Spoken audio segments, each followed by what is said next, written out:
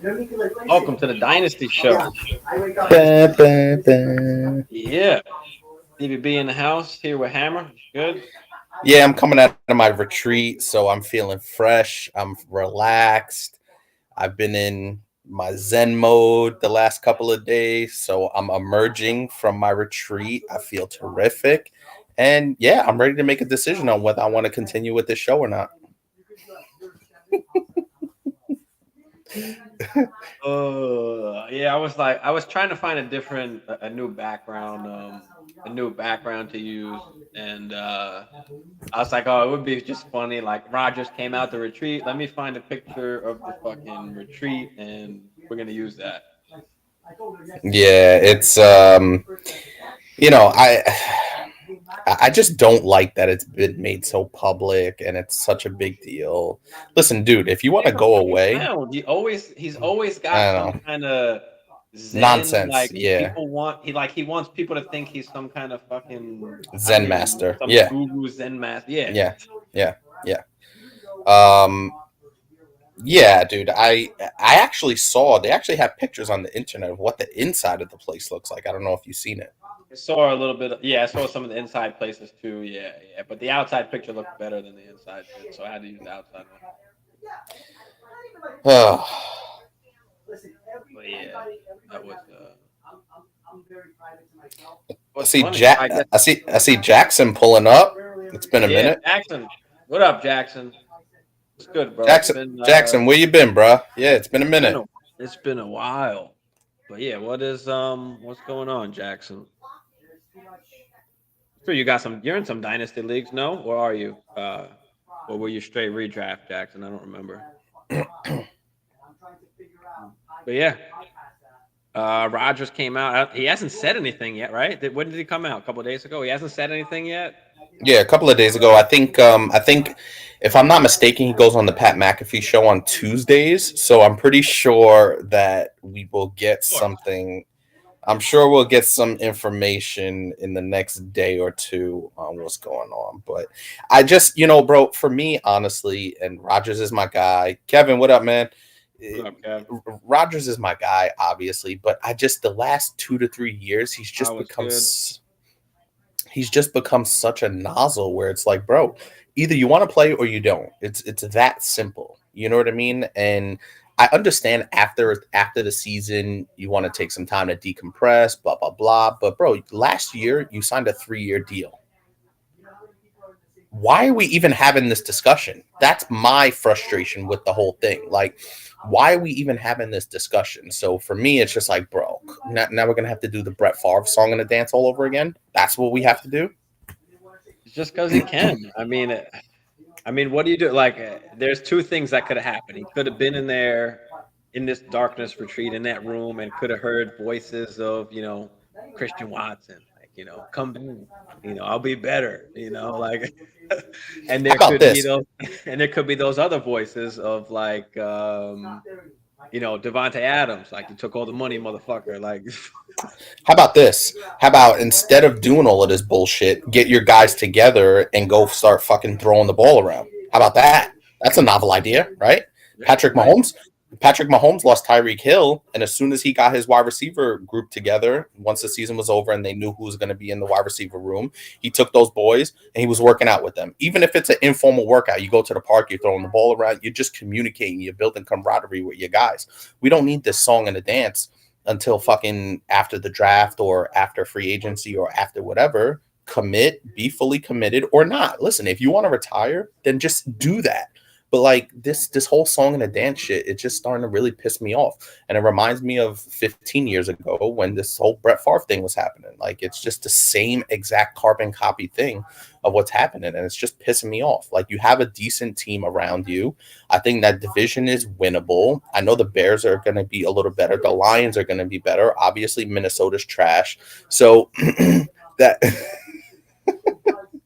but in all seriousness, bro, it's like your wide receivers came along down the stretch. You still have good skill players around you. The defense, I think, should be better. They've drafted defense in the first round, all these years, but The bottom line for me is, bro, get in there, be with your guys, build that camaraderie, and let's go. You signed the fucking 3-year deal. Let's go. Enough of the bullshit. He's got the same guys that are coming back, basically. That's what I'm saying. At the same team for a while now, and he's been able to get decently far. Hasn't been able to win the Super Bowl again, but All right, but I think after all this, he's just gonna be like, you know what, coming back. And then it's gonna be it's a gonna whole be. debacle now with Jordan Love, and then after this season, then Rodgers is gonna leave, but then Jordan Love's not gonna be there. They're gonna have no QB. It's just like what. So yeah, I think that's the bigger ramification on maybe Green Bay needs to step in and say, hey, listen, if we're going to do this song and a dance with Aaron every single year, after this year, if Aaron comes back, we're probably not going to be able to keep Jordan Love. So who's to say 365 days from now that the Packers don't have either one of those quarterbacks on their roster?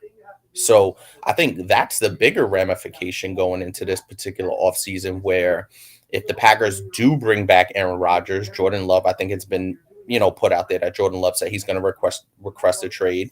And so that's more about how I'm starting to really think about this, where it's like, listen, bro, Aaron, you got to commit, bro. But who's to say in a year he's not going to do the same exact shit? And maybe he's going to fucking climb Mount Everest next year. Who knows? I don't know. It makes him feel like Rodgers is retiring or staying because it's taking too long. I mean, yeah, I mean he did the same shit, last year. He wound up just coming back. So, like that's what I'm feeling too. Like, is he gonna come back? Because what's the chances now? What's the chances he is gonna go, to the Jets? I mean, he's got a bunch of young rookie wide receivers there too. Would he rather get some new guys or be with the guys he's been with and kind of learned about a little bit? And he's been in Green Bay, so he knows they've got a good squad. I don't know. Did the Jets wind up getting Derek Carr, and then boom, if the Jets get Derek Carr, I mean, at that point, like, where are the real possibilities that Aaron's going to go? Vegas, Atlanta, Vegas. I mean, I don't know. Does he really go to Vegas? I mean, that's the only other logical landing spot. No.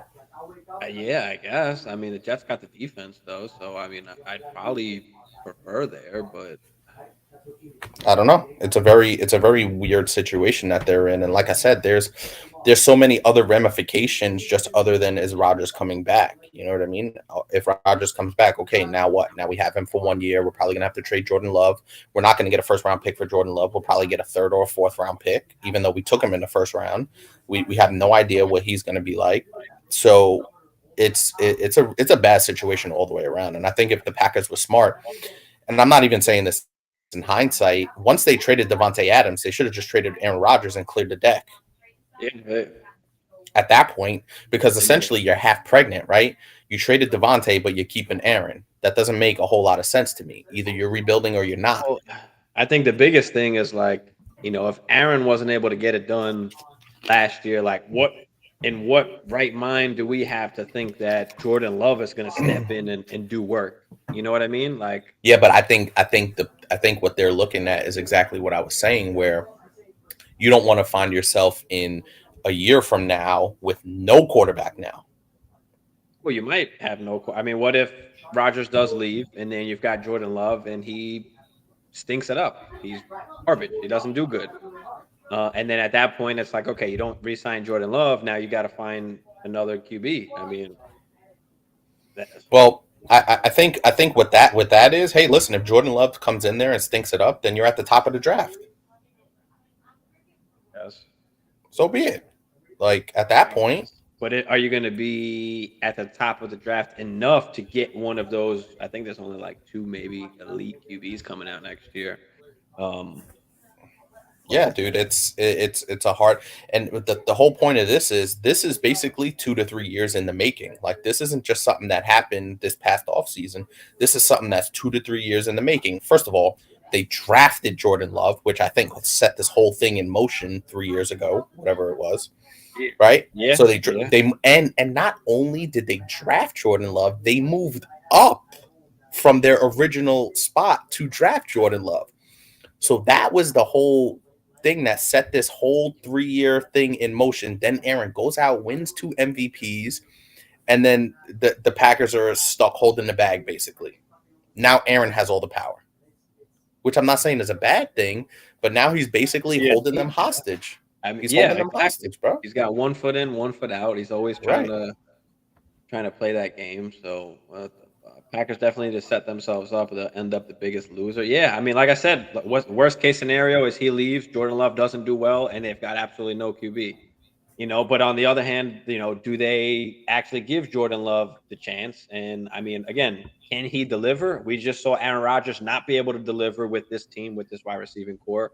What makes us think that Jordan Love is going to be able to do that? I mean, they have to see what he's got, obviously, if Rodgers winds up going somewhere else. But I mean, But they got better. You know what I yeah. mean?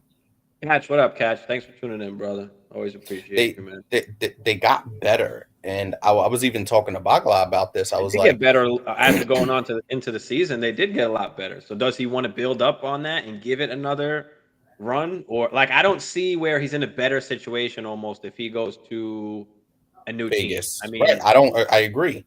Tampa? maybe Atlanta, but their No. defense is not as good. I like the weapons, but they're still kind of anywhere he goes, he's gonna have young guys around him. So he might as well stay with the younger guys that he had already. Or again, Vegas, but would you rather Vegas or the Pack if you're Aaron Rodgers? Right. And there's a couple of layers I could dive into it. Number one, you've already, if you go to a new team, it's basically like you're playing with a bunch of rookies because you never worked with these guys before. That's number one. And then two, if you go to Vegas, you're in the same division with my homeboy, with Justin Herbert, That's true. with Russell Wilson and whatever's left of that, with Sean Payton, whatever that may be.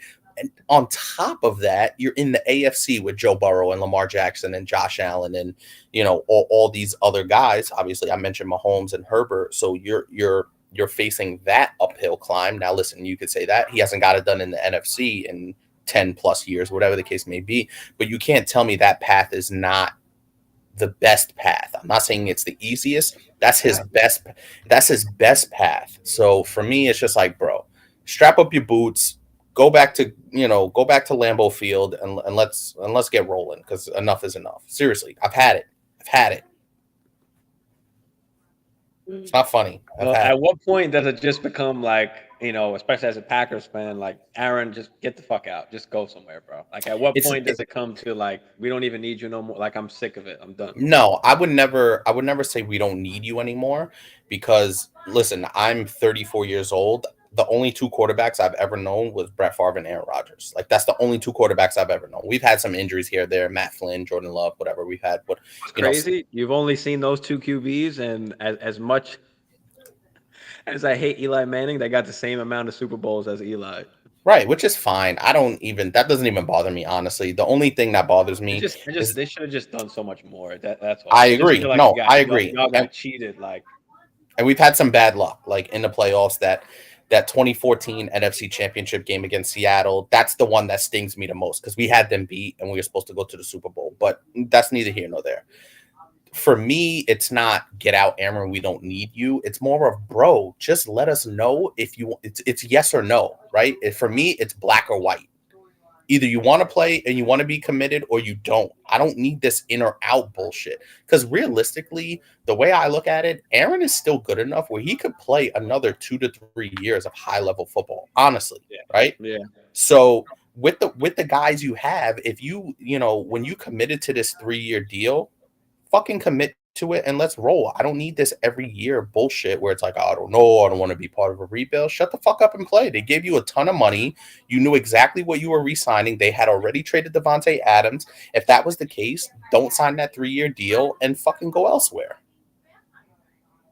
Yeah, man. Rodgers wasn't good this year. Yeah, Shadrack. Yeah, he wasn't. And you know what's crazy about that? He wasn't good this year, but they still showed glimpses. And I think the fact that the passing numbers weren't as much as his expectation and to his standard.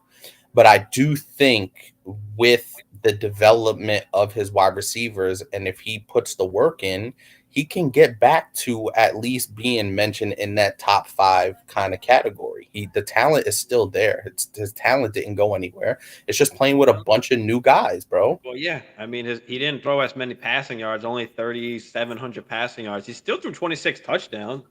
threw Right. more And for into it him, than usual, 12 intos, but the touchdowns could increase, of course, with better wide receiver play. But I mean, he's within, I guess, within 40 points, I guess, within getting to the top 10 or so. Finished QB 13, so ahead of Russell Wilson, ahead of Derek Carr. Um, but I mean, fantasy wise, I mean, wasn't what are great. we looking at? What are we looking at next year, fantasy wise, or at least dynasty wise? What are we doing with Aaron Rodgers? No, That the we're only doing. the only way Aaron Rodgers makes your lineup if you're in any real league is if it's a super flex. He's not a QB No, of one in course. a That's what. he's Yeah, not a that's what we're talking. Super yeah, flex. he's not a QB1 in a 12-team league. He's not at this point. So that's where I'm at. Love. Shadrack said, "Love opens up the playbook. Rodgers is stubborn." That is Um true. I mean, that could be true. Love could move a little bit, but I mean, so can Rodgers though. So he wasn't never really just he could always move a little bit. But Caddy, yeah, what up, no. Caddy? Caddy, what up, Meg? Always good to see you.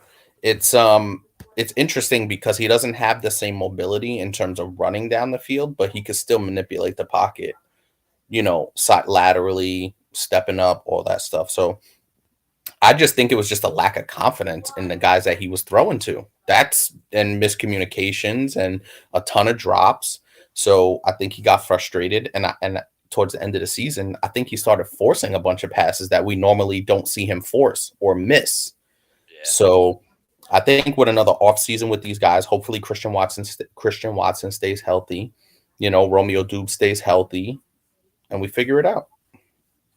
I mean, the one thing I do like about Love, or not necessarily that I like about him, but his chances, like he's got nothing to lose. So if he is a starter and he goes out there, he can just air that shit out and Let her fly. leave Yeah. it all out there, and whatever comes of it comes of it. But Rodgers weeks 1 through 9, 232 yards a game, 14-7, 10-18, 200, Yeah. 12-5. Yeah, I think they just started to look better, towards the end. They started to, start working together a little more. Obviously, Christian Watson started coming along, so they just looked better. Maybe the stats, of course, like you pointed out, weren't exactly, didn't show that, but the wins and losses did. All right. So, They started finding a little bit of a formula. And also, too, let's not forget, going into the season, what did we say the strength of this offense was going to be? Running the football, right? Didn't we say that? it wasn't really that, was it? They didn't No, really not run the no, it ball that wasn't. good. No, it wasn't great, but you still had those two guys as the threats and as what you wanted to lean on. Now, they weren't ahead in enough games, I felt like, for that to be a factor.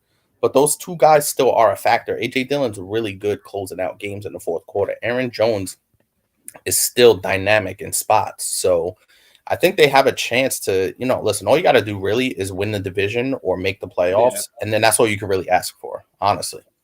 Yeah. Rodgers was in a division with 3 worst pass defenses. That is very true. Didn't have a single 300-yard game. No, I mean, he wasn't airing it out like that. They didn't have the receivers to really even be able to do something like that. It was just bad. Mike White and Zach Wilson had 2 each. Yeah, I mean, but they were also, had no running game and had no choice but to pass the football. All So right, I hold mean, on.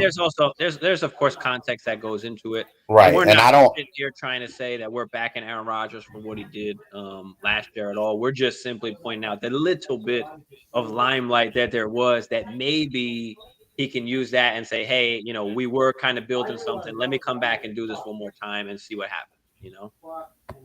yeah, no. And like I said, I always said this where Aaron Aaron always had some sort of veteran wide receiver that he leaned on while the rookies were developing. He never really had to rely on rookies as his primary targets. So it was an adjustment period for him. Listen, dude, you're not telling me that you could go from Devontae Adams to Christian Watson, rookie, Romeo Dubes, rookie, Sammy Watkins. I know he had Alan Lazard, who was, obviously more of a veteran guy, but it wasn't a good formula for him to be able to produce, the numbers that we've been accustomed to him producing. So listen, if Aaron wants to play, I want him there. If he doesn't want to be there, then retire or trade him. It's that simple for me, honestly. Yeah.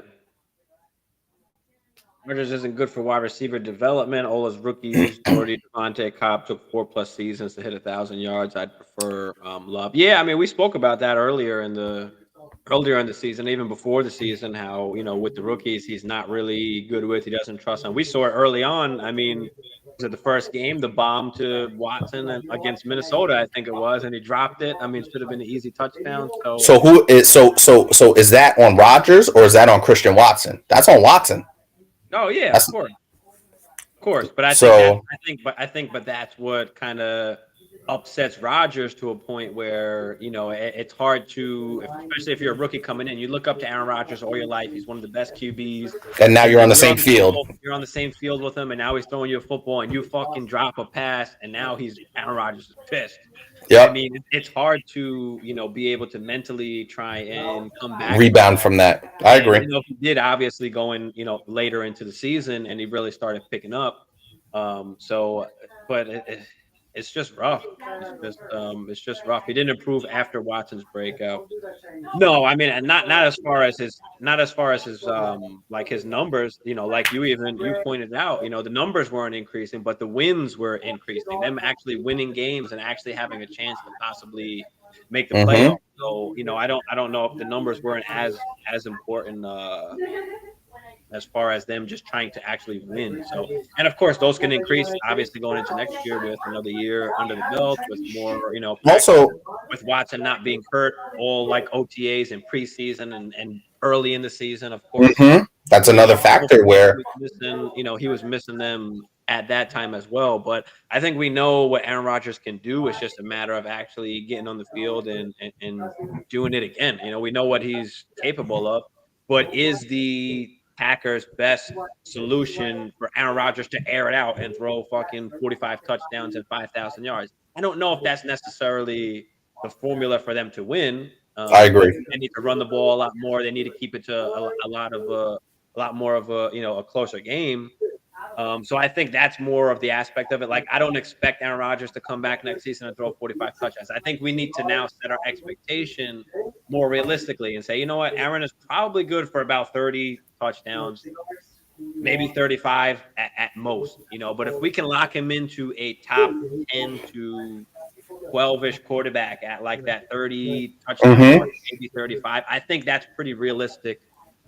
Fantasy wise, so just want to make sure that we point that out. We're not, still putting him in that 10 to kind of 12 range. I'm not saying he's a top 5 QB anymore. I don't think he's thrown for 5,000 or 45 touchdowns. So no, and let's keep it real. And listen, I can be 100% objective. Aaron Rodgers had a terrible year by his standards, right? That's how we're looking at it. Because think about it, if as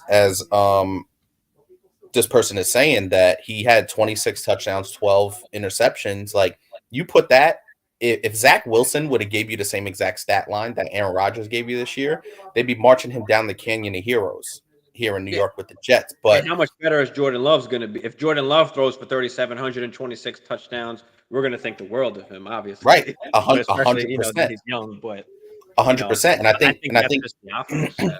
And I think you said the context is really what matters. And listen, I love Aaron Rodgers. He's been my quarterback for the last 15 years. So do I want him to go out there again because I think he gives us the best chance to win? Yes. But am I going to be completely am I going to lose complete objectivity and say that there's other factors that go into it? Do I think Jordan Love gives us a better chance to win this year than Aaron Rodgers? No, I do not. I think Aaron gives us the best chance to win, but there's other factors that go into it.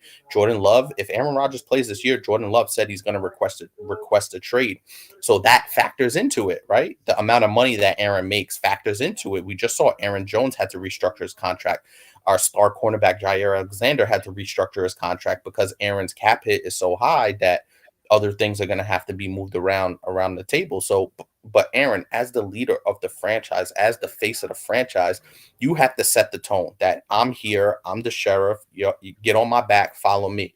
I'm going to be in here. And listen, I don't give a shit. Do what I can compare you to Patrick Mahomes because Patrick Mahomes got out there lost his best wide receiver, and said, "Fuck it, we're getting together. Y'all jump on my back. I'm the leader." And he went out there, and what did he fucking do? The dude won a Super Bowl and an MVP. So I don't want to hear it, honestly. I know he has Kelsey, and that's obviously, apples to maybe oranges a little bit, but the principle is still the same. Where if I'm a Packer fan, which I am, I'm expecting Aaron to be a fucking leader and not do this fucking song and a dance bullshit. That's the bottom line for me. I'm coming back. I like he should have came out to retreat and I'm coming back. We're running it back. Yo, Christian, hit me up. We going out. Like we're going out tomorrow. 100%. Whatever the case is. And let me reframe when I said before I said 10 to 12. Let me put that maybe 12 to 15 as for Aaron Rodgers, which is fine.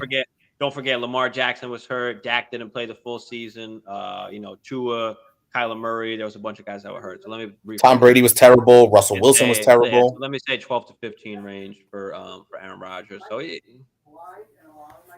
after that top 10, top 12, like there's just a major drop off when we talk about super flex QBs. Of course, defense and special teams was stellar. Rodgers didn't win those games. Yeah, no, we're not saying that he did at all. I think that they got to lean on the defense is what we're making the point of, as in we're not expecting Aaron Rodgers to have this spectacular, stellar season. I think they need to rely on the defense. They need to run the football, keep the ball out of the other team's hands, and just, Aaron Rodgers got to do it slowly, drive the ball down the field, do what you got to do. Listen, I don't. You can say that the special teams and the defense has carried him in those couple of games or whatever. I don't give a crap about that. Either you win the game or you don't. And Aaron put them in good position to win the game. They should have won the game against Detroit. I was really upset with that. But honestly, how long has Aaron Rodgers carried that team over the past decade when they had a terrible defense and terrible special teams? So to sit here and say that, the defense and special teams, sure, of course. Like we've seen plenty of games where the defense and but that's why it's a team game. Now I expect Aaron to be better, and I'm going to hold him accountable. Like I said, that's my guy. I could sit up here and make excuses and say the organization this, the organization that. No, Aaron, as the leader, step up, be the fucking leader, get your guys out working all off season and be ready to roll, because I don't think making the playoffs is that far away. Honestly, like they should make the playoffs. I can agree with you here. There is a case to be made that he could be the worst QB in the NFC. And I want to say that fantasy wise. I don't want to say like actual real life wise, because Justin Fields is a great fantasy QB. But if we look at the interceptions, we look at the fumbles, we look at all that stuff. Like he hasn't done well, especially in his chances to actually win games. Like he hasn't been clutch. There's a lot of things that Justin Fields hasn't done well as far as being a real NFL QB. Fantasy wise, obviously a little bit different. But yeah, I would say Rodgers is in that 12 to 15 category for me going into next year. In Dynasty, I mean, I don't want him on my team at all. If you're a contending team and maybe you're just a QB away, you can go out and buy Aaron Rodgers for cheap. That's really the only way that I'd want him on my team. But yeah, what do you think? Just dynasty wise, Superflex, of course. What do we think about Aaron Rodgers? No, I completely agree with everything you're saying, and I'm one of them. And I'm like I said, I'm being objective about it, because I didn't want him on any of my teams in my redraft, and even in redraft, I didn't want him. Like I was staying away from him because I saw, obviously without Devontae, obviously, with them wanting to run the ball, play good defense, et cetera, I didn't expect 4,500 yards and 38 touchdowns. I didn't expect that. So I would buy him if I'm in a super flex. He's a good super flex or QB2, because he, obviously his turnovers, he's going to keep turnovers down. And I think his turnovers will be down this year because he'll be more comfortable with some of these guys if he plays for the Packers. I think he could go from 12 interceptions down to maybe 8 or 7, where we usually see him. So if he goes from 26-12 to 30-7, then we're looking like 12, 12 to 15. I'm good with that. I don't expect him to have a much better year, like fantasy wise or statistically, than he did this year.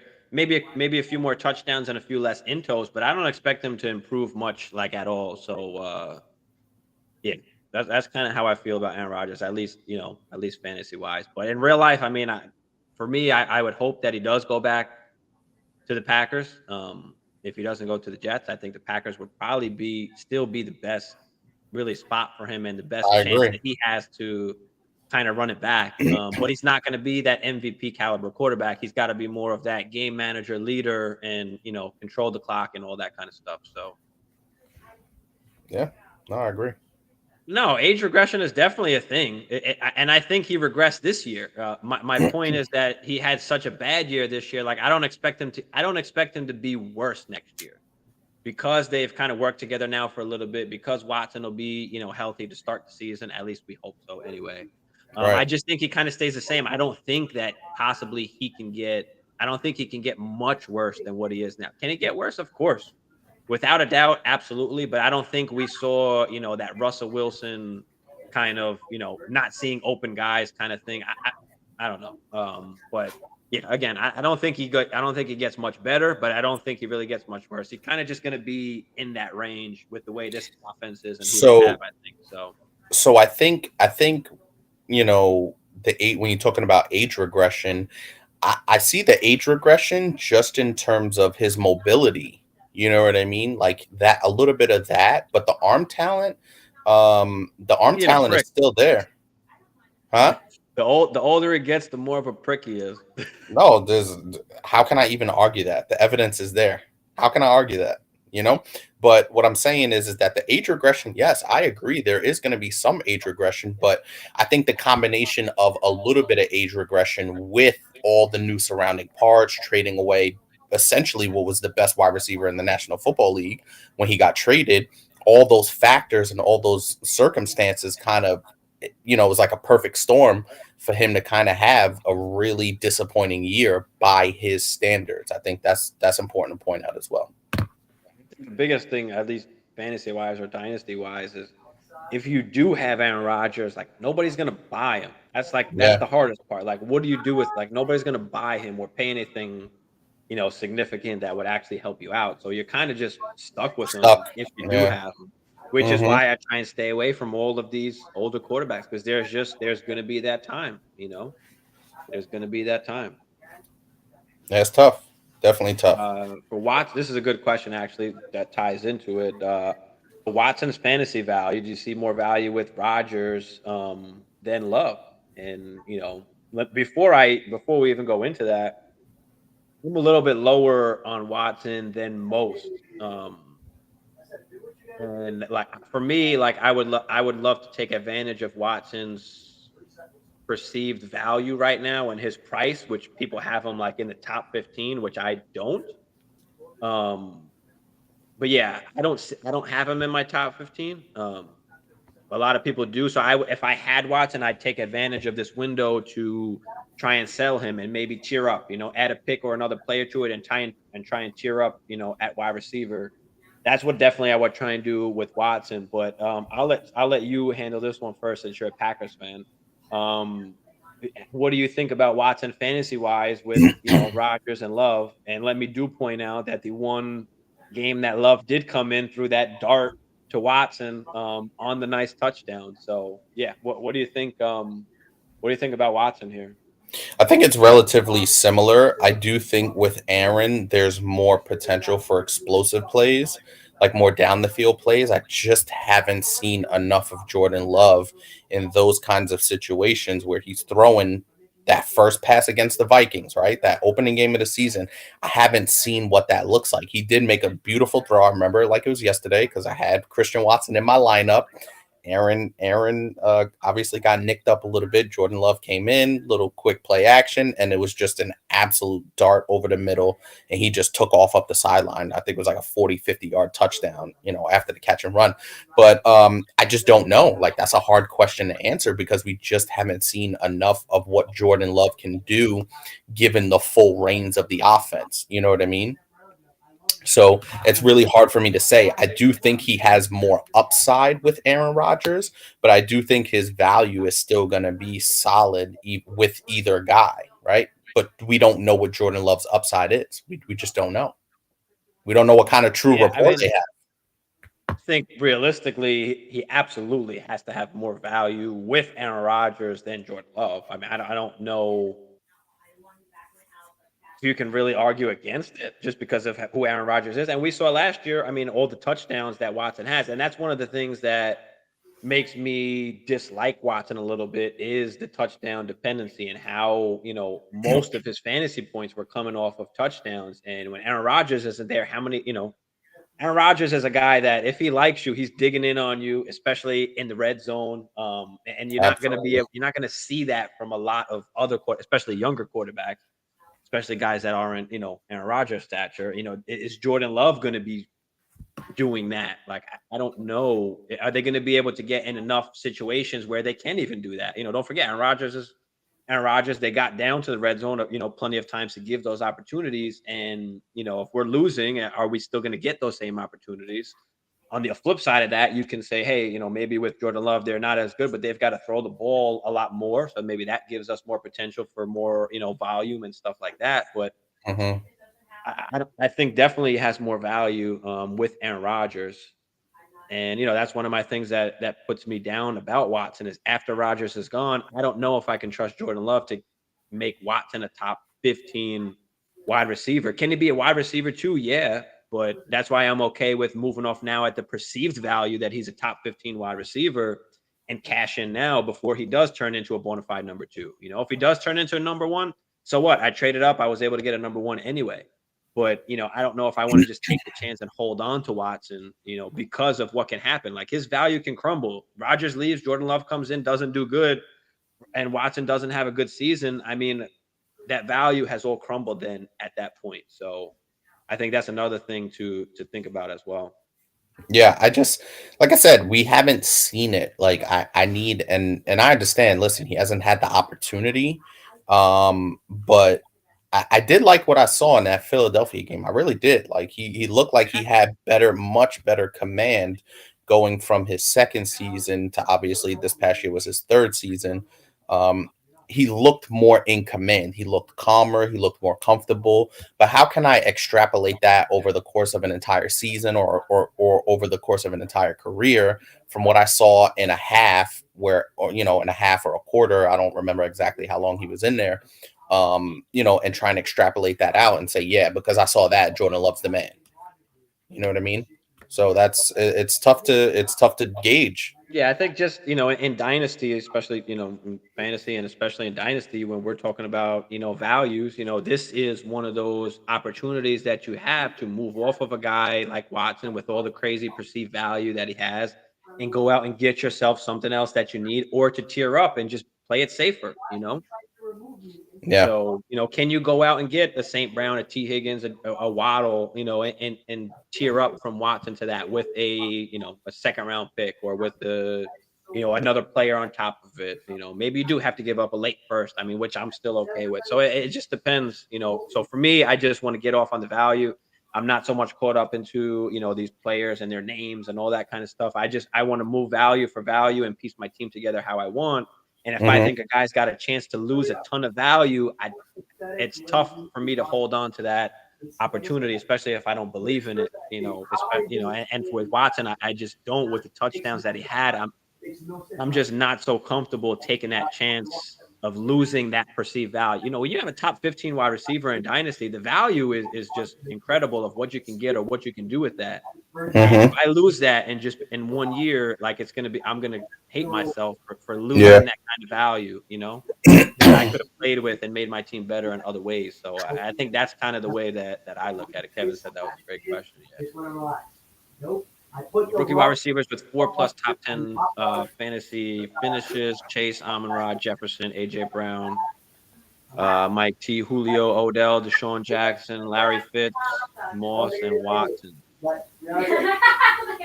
Love got drafted on his deep ball. He's not a game manager type. Dink and dunk merchant. Yeah, I don't know. Nobody had Jordan Love going where he went in that draft. Like, everybody thought it was early. Nobody thought that he should have been picked. They thought it was a reach. And who are we? We don't know anything. None of us do. The NFL are way better scouts than we are. And the Packers thought that he was good enough, and they wanted to take the chance. I just don't see how Love plays significantly worse than Rodgers. You have to be a bottom 10 QB. Listen, I kind of agree with that. I don't know if he can be much worse. Like I think that's definitely in the realm of possibility. I mean, 3,600 yards, 26 touchdowns. Maybe he throws more intos just because he's so young and doesn't have the experience. I don't know. Mm-hmm. But I don't know. But yeah, I mean, I definitely see that could definitely be a season. I mean, 3,600 yards, 26 intos. I can definitely see Jordan Love coming in and doing that. But is that his ceiling, or is that, Right. that's the thing? Is that going to be his ceiling, or is that going to be just, I don't know, man. Right. And I think that's the key, what we're talking about in terms of, listen, and exactly what I said, where this past season, 3,600 yards, 26 touchdowns, 12 interceptions for Aaron Rodgers. That's probably one of his worst seasons of his career. And if Jordan Love came in and did that, we'd be like, damn, this guy can probably play. So where the bar is set is going to be different between Aaron and Jordan Love, obviously. So it's a tough predicament. And like I said, I'm open to either, whatever happens. My main and my biggest thing is for Aaron to get out there and say, listen, I'm committed or I'm retiring. Like that's all I'm asking for. Because if Aaron says I'm committed, all right, cool. Let's roll, Aaron. Let's get this done. You've developed a rapport with these guys. And then, if he decides to retire, then cool. Now Jordan Love is here and we can see what Jordan Love's got. Like I'm good with it. Just make a fucking decision. Would you deal Love now? A couple more of these. Would you deal Love now? We'll talk about Mike Evans in a second, but would you deal Love now before Rodgers makes his decision, or wait until after to cash in if he moves on? No, the Packers have to wait until after he makes his decision, because what if you trade him No, and he's then Aaron talking Rodgers about. retires? I think he's talking just for Dynasty in general. Love, would you trade him Oh, now, I or would got you you. wait, value wise? Well, Jordan Love doesn't have much value in fantasy, does he? We're talking about Superflex, not one QB. Dynasty? Yeah, I mean, what really? Yeah, what is his perceived value though? Honestly, I mean, he could be a starting quarterback in the NFL, so I mean, his value is could be pretty high depending on who the GM is. I mean, for me, I think if you got Love on your team, I think you ought to stash him. wait. Yeah, I think you ought to wait and see what happens, because his value is going to skyrocket up if Aaron Rodgers doesn't wind up coming back. or if he gets, or Jordan Love gets traded to a Or if team he gets that. traded, maybe he gets a chance somewhere else. Maybe he doesn't. I'm willing to take the chance that Rodgers goes somewhere else, and then I have that value in Love, and I can move him rather than moving him now, where his value isn't as high Right, because you don't know what it is. you Yeah, don't I know agree with exactly that. what's going on. So Oh I'd yeah, rather take the chance and wait to cash out on the value. I love my value shit. So yeah. No, I 100% agree on that, and that's going to give you more clarity to what his situation is. Because listen, if Rodgers comes back, Jordan Love might get traded to a team that might need a quarterback, say Houston or something. I'm not saying that's a great situation, but he probably would be a starting quarterback there, or maybe Tampa.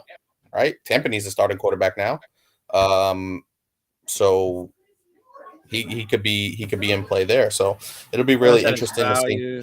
Yeah, his value is the highest it's been the last 2 years. Yeah, because Oh, I all that agree. buildup, we don't know what's going to happen. So depending what you can get for him, listen, if you can get a haul right now, then absolutely. I just think you'd obviously get a better haul, obviously, if Once the Aaron Rodgers situation does is more decide to clear, leave. yeah. But it depends on what kind of trades that you're getting. I mean, let me know if there's any trades that you're thinking about right now, because if it's worth it, then absolutely. Mm-hmm. Then absolutely. He had as many 100-yard games as Wilson and Olave in half season. Yeah, but again, that's tied to the quarterback play as well. You've got a Hall of Fame quarterback throwing to Christian Watson, and you've got some bums throwing to Wilson and Olave. So the way that I look at it, I look a little bit deeper into the numbers. I start looking at target share. I start looking at Mm-hmm. targets per route run. I start looking at all that, and Christian Watson is way lower than Wilson and Olave. I mean, they've got elite wide receiver one target shares and target rates, where Watson doesn't have that, and that's what scares me a little bit.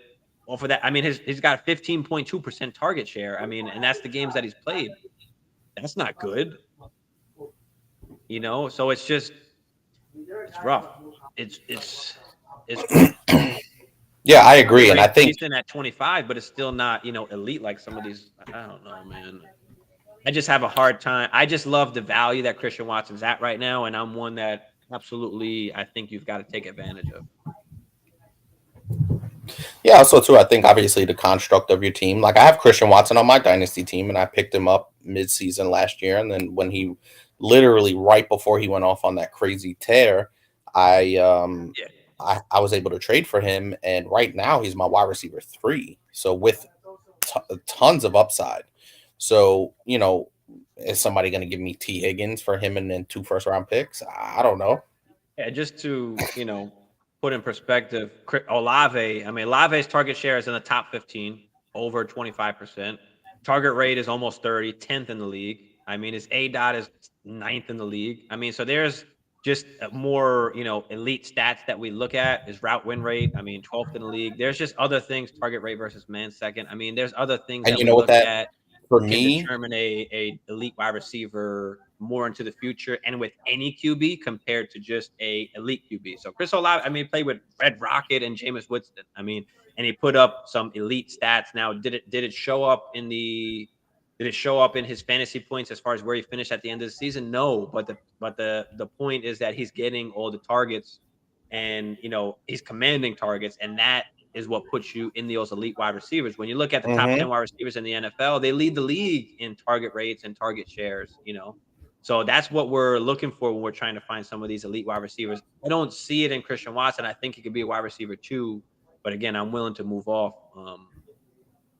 So yeah, and I think that's I kind of think how I really look at it. I think really importantly, what that leads to, especially for those other guys who have higher target shares, you talked about depth of target, blah blah blah, all that stuff. That just leads to more consistent production. But I think once Christian Watson started going off on that tear, I believe that first game was against the Cowboys where he had those 3 touchdowns, and then he had something like, I don't know, I think it was like 9 touchdowns in 5 games or 9 touchdowns in 6 games, something like that. Whatever that tear was, is that the those were some, like, he has the potential for explosive plays, and he was only averaging, I think, about 6 targets a game or something like that, 5 or 6 targets a game, somewhere in that realm. So he really had to make the most of those targets. But I do think projecting it out, especially if Aaron returns, or even if Jordan Love is the quarterback, I think his target share will go up. And if you're sitting in that mid-20s in target share, listen, even if it goes from 15% to say 22%,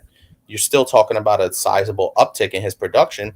And he doesn't even, like, with his speed and athleticism, we saw it on full display on plenty of these big massive plays that he made in terms of getting 30, 40, 50-yard touchdowns.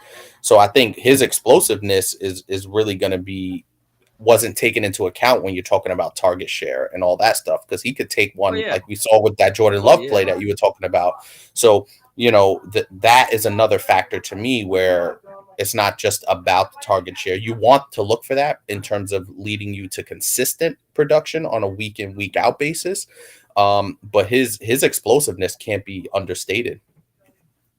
I mean, Alan Lazard commanded more targets. I think that kind of bothered me as well. I mean, Lazard played only one more game, but had like 40 more targets. But like I said, we talked about this So you, because Watson was a rookie and because Aaron trusted Lazard more. of course, there's always the variables to throw into it. I mean, yeah, Shadrack got one down here. Look at the splits from week 10 on. They're just as elite, and I'm sure those numbers increased at that period. At that period of time as well, so you can look at it from any kind of way. But as far as dynasty and the way that I play, like, I love what he did, and now is that perfect opportunity to move off and tier up or exchange that value for something else that I need. So that's what I look to do. What I look to do there. What else did I miss here? Regardless, he's a starter, absolutely. Target shares way down by games he came out early. I mean, I guess You can make that case. you could definitely make that case. I just, I think we saw that. Left 3 games early. One of them on the first drive. He was the first option. It's just, is He he going to get developed into hyper? that. Is he going to get hyper targeted without Aaron Rodgers there? Like, I don't think Jordan Love is going to have that quick release that Aaron Rodgers to make those quick little screens at the line of scrimmage and those quick little tosses. Like, I don't know if that's going to continue. I mean, we saw with same thing with like Big Ben Roethlisberger, not comparing him to Rodgers, but as far as Najee Harris is being able to get all those catches and being able to get all those targets, one of the big things about me for Najee coming into the year was he wasn't going to see those same amount of targets. Don't know if Watson's going to be able to see, or see what, Aaron was able to do and get him in that position. Like, that's, I think, the biggest part is being able to get him in position. I think Aaron had a lot more to do with that than like any other quarterback will. And on top of that, you're making great points here, Shadrack. Let me make sure I point that out. And shout out to you for hanging out with us here and debating us on this particular thing. And I think all the things you're saying are absolutely 100% true. And you can, argue either side of it. But again, I'm just going off the value of it. Like, he can get off of my team, and I just love to cash in off the value. But before we move on to Mike Evans, go ahead, Hammer. What else you got to say about Watson and Rodgers? I just think another factor into it is that Aaron has now, I think Aaron built some confidence with Watson now. I don't think that could be understated as well, looking at projecting it out. As we saw, after that 3-touchdown Dallas game, he started looking for him and he started giving him even contested opportunities. There was a particular game they were playing against Tennessee where Aaron was kind of in rollout mode in scramble drill and just threw it up to him and let him make a play. So the confidence that Aaron started to show in Christian Watson can't be understated as well, where now he's like, all right, this guy's made a few plays. He showed me what he could do. Now, not only does Christian Watson have confidence, Aaron has confidence, and they have confidence in each other now. You know what I mean? And I don't think that could be undersold, in this conversation that we're talking about, whereas like Aaron trusts him now.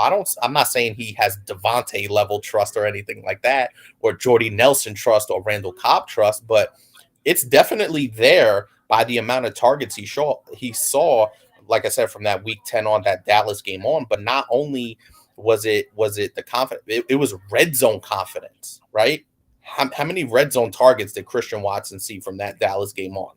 A ton. An absolute ton. So I think that only bodes well going forward. And that's another little, kind of thing to keep in your back pocket when you're talking about the confidence that Aaron has in him. Yeah, definitely. Love targeted Watson more. He doesn't check down to the flat ever. Half of Love's attempts here.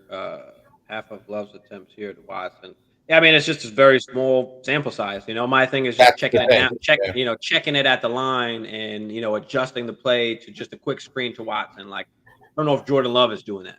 You know what I mean? Can he check it down? Of course, but is he actually in the defense and knowing exactly what's going on and making that quick throw?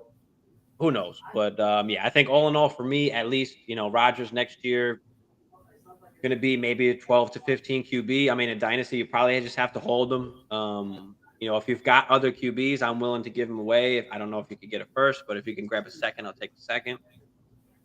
As far as Jordan Love, get rid of him if you can. Depending on what you get, you could get rid of him now, or I would just hold out and get the maximum possible return. And same thing for Watson. I'm willing to get out now before taking any chances going into next year with his production and just trying to cheer up and just trying to move on with that value. But anything else you want to throw in there, Hammer? Nah, I think we're about an hour in, and I didn't expect us to go this long on it, but it's definitely something that's a big deal. Go that long on it, that long on it either. But which wide receivers tier would you sell him for? In Watson's tier, would you sell him for?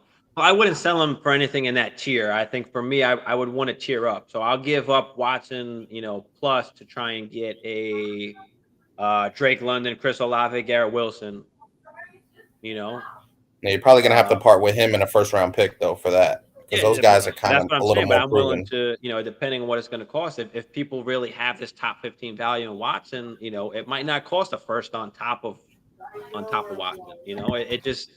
It really depends. I'm willing to do it just because I said just because the value wise now is might be the highest that it might be, unless of course he continues to improve and actually is a top 15 wide receiver, but we just don't know.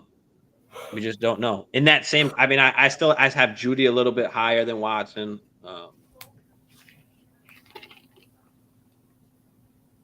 Who else is in that in range? I don't even have my rankings. My rankings up here. DK I still have higher. Pittman is kind of in that same range for me. I actually was had a we did a draft the other day. I do a draft every Wednesdays. We do some startup drafts, and I had to choose between Pittman in this one spot or Watson. And we did rookie landing spots with it as well. So we had CJ Stroud land up in Indianapolis. So I took Pittman over Watson there. And I think somebody had commented they didn't particularly like that move that I made. But what do you think? Are you taking Pittman or are you taking Watson? Knowing I think that the Colts probably might get one of these nice young QBs. I think I'm still taking Watson, but I do think it is close, like you said. You know what I mean? Because first of all, we don't know if Aaron is playing. If Aaron's the quarterback, I think I like Watson a little bit more. If Jordan Love's the quarterback, then we have to see who the quarterback in Indianapolis is going to be. So there's still a lot of variables, but I'm going to go ahead and assume that Aaron is going to play with Christian Watson this year. And obviously Indianapolis is most likely going to take a quarterback somewhere in the draft. So I'd still go with Watson just because I think Watson just is a little more explosive. Like he doesn't need, But yeah, I can agree with that. he has a little bit of a higher ceiling overall. And I think if Rodgers does play another year or two with Watson, I think I'd rather at least see that out for this year and then try and cash in on that. Listen, if Christian Watson goes out and has, he has 5 touchdowns in the first 8 games of the season, maybe you cash in on that if you want, not knowing what the quarterback future is going to be like. So maybe that's a kind of scenario that you could play out and see what happens. So I think I'm still leaning Christian Watson over Michael Pittman just because I think the ceiling is a little bit higher for Christian Watson. They'll have worse QB situations, or you prefer Ritter and Jameis to Love? Yeah, well, I don't think Ritter is going to be the answer there. Drake London is like, 21 years old? I mean, we've got plenty of time. The thing is, I think Olave and Drake London are way better. Well, I don't want to say way better, but yeah, I think they're a lot better talents than Watson for me. I prefer They're more Drake polished. I prefer Drake London's profile and Chris Olave's profile over Christian Watson. I think that they are just better wide receivers. They can run better routes. They're just better overall wide receivers. I mean, London has got some crazy metrics as far as his target share and all that kind of shit. If we get into that, which is why he's a crazy buy for me. They just need to get a QB, and eventually that'll happen. But yeah, I'm definitely taking London or Olave over Christian Watson. I think most people's rankings do have that, but a lot of people have Christian Watson in that kind of top 15 where I just particularly don't yet. I'm just worried a little bit about what happens to Rodgers because he's not putting up those metrics that some of these other guys are putting up with garbage QBs. And I think that is the point that I try to make because when we look at the AJ Browns and all that kind of stuff, where they weren't, he was in a shit situation, at first, but he wound up coming out of that situation. Mm-hmm. Look at him now, but again, we look at some of those higher metrics, the St. Browns, nobody thought St. Brown was going to keep doing, what he did this year. But I mean, listen, the numbers don't lie. These guys that are at the top, they're just at the top in certain categories. And those are some of the things that we particularly look at to try and determine, who's going to be a top wide receiver or not. So yeah, I have more faith in London and Olave than I do in Watson, and that's just my personal opinion. Some people might not have it that way. You might not have it that way, and I can't argue it because he's got the talent. Like we see what Watson can do. Just the way that I'm looking at it from my side of the fence, I just prefer the other guys over those. But what about you, Hammer? Do you prefer Olave or London over Watson? I do, but there are some, as you said, there's an argument to be made in terms of who Christian Watson's actually playing with. Now, how long is he actually going to play with Aaron? That remains to be seen, right? If we knew just hypothetically, and I'll throw this back to you, say you knew Aaron was going to play another 5 more years, would that change your perspective on how you felt about Christian Watson relative to Olave and Drake London? Yeah, because even though I don't think he's got the talent, I think the situation that he's in, he's got a chance to put up, decent enough number. Well, Right. still, or could be possibly elite Relative, numbers, yeah, or maybe a little relative. bit lower than those guys when those guys are at their peak. But I think it's going to be close enough where it's not A much of a drop off, difference. But yeah, yeah. of course, I'd feel 100% better with with Aaron Rodgers. I mean, the other thing is, what if the Pack come in and bring in another wide receiver? I mean, I've seen plenty of drafts where they are taking a wide receiver. I mean, is Dubes really going to be the number two? Like, I don't know. I mean, he came on strong, but I don't know if he's as good as we originally like hyped him up to be when we saw Right, saw him doing everything he was doing early on. So I think there's right. definitely a possibility they bring in another wide receiver as well.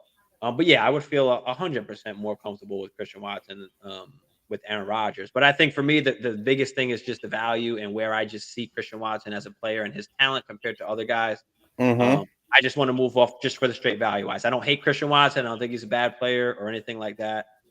I just prefer other players ahead of him. And when we're playing this dynasty game and we're playing this value game, I'm gonna take advantage in spots where I'm not 100% confident.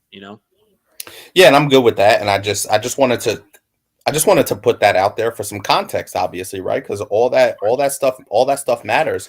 But as it stands right now, yeah, I'd rather have Olave or Drake London just in terms of sustained production of who they are, right? They were drafted to be that guy. Like you said, they profile out better. But if Jordan Love comes in and shows immediate rapport with Christian Watson, I think it could be closer than we may think, right? Hey, So no, it could be it's absolutely. it's tough. Yeah, it's tough. And like I said before, I think his ceiling is really, really high, but there's a lot of other factors that go into it that we don't know, especially with that quarterback situation going on. But I mean, realistically, you could say that with Any of those Atlanta guys, and New yeah. Orleans at the same Hmm. time. Even the Jets, right? The Jets are in the same exact position with a guy like Garrett Wilson. So Yeah. you could make that case for really all four of those guys, including Watson, Garrett Wilson, Drake London, and Chris Olave, right? Christian Watson is playing with the best. He's in the best quarterback situation as it stands right now today. Yeah, definitely, definitely. They ran such a low volume offense. You think London retains that target share in a high pace offense? Yeah, I mean, those numbers with these elite wide receivers, they tend to stay the same. Like he's commanding targets. So if you have more pass attempts, all he's doing is just commanding more targets. I mean, there's nobody else there really to take away targets. It's just Pitts and Drake London, and they had the Right. majority of the target shares. So I love that because it just if they bring someone else in, how much target share are they really going to take away? I don't know. I mean, these guys are getting number one crazy separation. Drake London is winning on his routes, and he's also able to catch the ball in traffic really good. If you saw some of these games over the middle, not afraid to go over the middle. The touchdowns that he caught, a Mm-hmm. lot of just in traffic, he's able to extend his arms, use his body. I mean, he catches the ball with his hands. There's a lot of little things as well, like that, catching the ball with his hands, those kind of things that I like a lot more in these other wide receivers than I do with Christian Watson as well. But I think that is going to be wrapped it. Yeah, I think Watson's ceiling is higher, bro. Yeah, I mean, like I said, you can make an argument. Absolutely, absolutely. But yeah, so let's get on from Aaron Rodgers. Let's go to Mike Evans because all of a sudden now there's been talk about Mike Evans going to the Cowboys. There's talk about them getting rid of Mike Evans, and there's talk about Mike Evans going to the Cowboys. What do you think about Mike Evans going to the Cowboys? I love that. Yeah, I think I I love that love for the that for Cowboys, him. and I love I that love for that him for as Mike well. Evans. Yeah, but Um, how? do I Uh, do I think it? I think it. Obviously, number one, we're gonna look at it and go, what's the impact on CD Lamb? You know, I think that's the immediate thought. Now, do I think the departure of Dalton Schultz potentially kind of lessens the impact on that kind of concern if you are somebody that is thinking about picking up a Mike Evans either in your startup dynasty, which I would probably try and stay away from. I'd probably try and go a little younger than Mike Evans, but maybe you're, like I said, later in the draft, or even in redraft. Yeah, I think that seems like a perfect fit, doesn't it? When you start thinking about it yeah, in terms of somebody, because he could essentially fill the Amari Cooper role when Amari Cooper departed, right? I don't know if he's that type of. guy anymore. I don't know. I'm I just think, saying in terms of target share and production.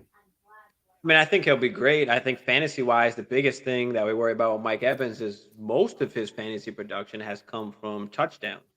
So, do we see the Cowboys start throwing the ball to Mike Evans in the red zone? I mean, how good can he really do without getting all the touchdowns that he used to? I mean, is he going to get some? Yeah, of course, maybe. I mean, like you said, does it hurt CD Lamb? I don't know if it necessarily hurts CD Lamb. I don't know. I don't think it really would, or not by much anyway. And if I have Mike Evans, we should have got rid of him last year, of course.